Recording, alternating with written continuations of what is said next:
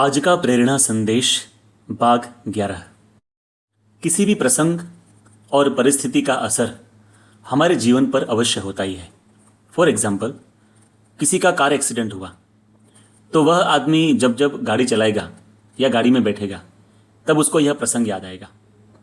कोई किसान खेत में काम करने गया और उसको सांप या बिच्छू ने काटा तो पुनः वह जब जब खेत में काम करने को जाएगा तब उसे इस बात का स्मरण रहेगा।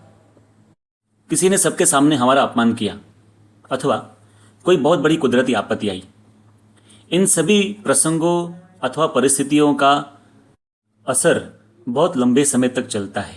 इस विकट परिस्थिति का खराब असर हमारे मन पर न पड़े और हमारा मन शांत, स्थिर और प्रफुल्लित रहे, इसका एक आसान उपाय है।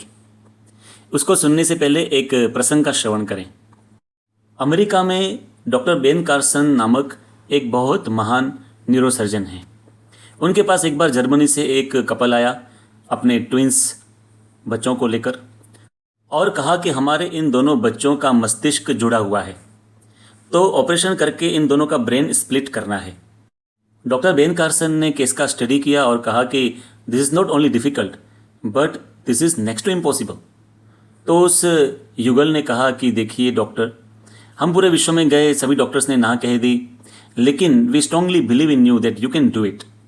डॉक्टर बेन कार्सन ने कहा ठीक है, लेट मी ट्राई।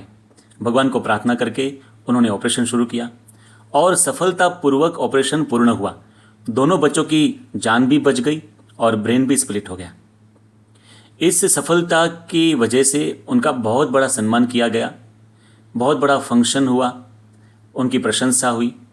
लेकिन जब डॉक्टर बेन कार्सन के प्रवचन की बारी आई तब उन्होंने अपने दोनों हाथ सबको बताते हुए पूछा, do you know these hands? सभी ने कहा हाँ, ये वही हाथ हैं जो कोई ऑपरेशन न कर सके वैसा ऑपरेशन इन हाथों से हुआ है।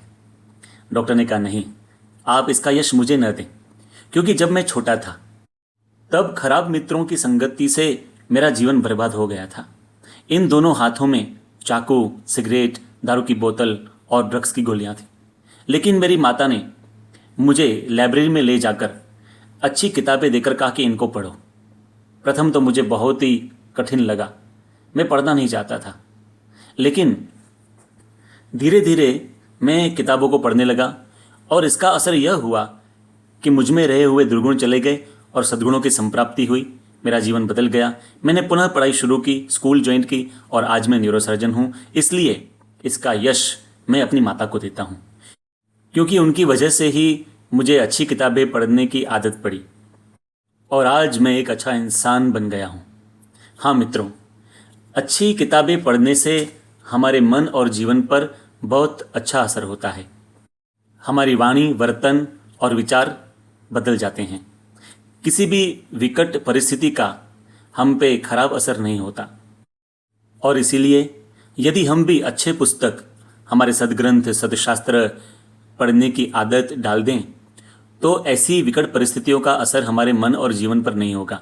और हम कितने भाग्यशाली हैं कि हमारे पास कितने अच्छे पुस्तक हैं। वेद, उपनिषद, भगवद गीता, रामायण, महाभारत, वचनामृत, पुराण, महान पुरुषों की जीवन गाथाएं, ऐसे महान ग्रंथ, ऐसे सत्शास्त्र आज हमारे पास हैं, जिनके लिए स्वामी विवेकानंद जी कहा करते थे कि हमें शक्ति की आवश्यकता है, लेकिन कौन देगा हमें शक्ति? उपनिषद शक्ति की खान है, वे शक्ति प्रदान करने को समर्थ हैं।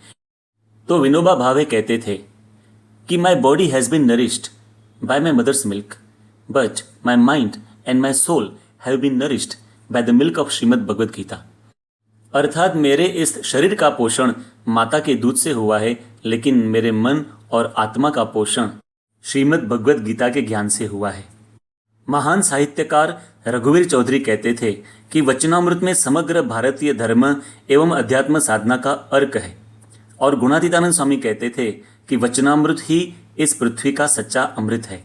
तो इन महान सत्शास्त्रों को पढ़ने से हमारे जीवन में समस्याओं के सामने लड़ने की शक्ति मिलेगी, सच्ची समझ आएगी और अमरत्व की प्राप्ति होगी। इसलिए हमें भी ऐसे सद्ग्रंथ पढ़ने की आदत होनी चाहिए और हमारे बच्चों को भी हमें यही प्रेरणा देनी चाहिए, क्योंकि ऐसी कहावत है कि जिन्हें होता है अच्छे पुस्तक पढ़ने का शौक, जिन्हें होता है अच्छे पुस्तक पढ़ने का शौक, उन्हें कभी नहीं होता किसी भी परिस्थिति में शोक। तो हम भी अच्छे पुस्तक पढ़ते रहें, यह है उसका असर हमारे मन और जीवन पर न होने दें। इसी संदेश के साथ और आपके एवं आपके परिवारजनों का स्वास्थ्य अच्छा रहे, इसी प्रार्थना के साथ जय स्वामीनारायण।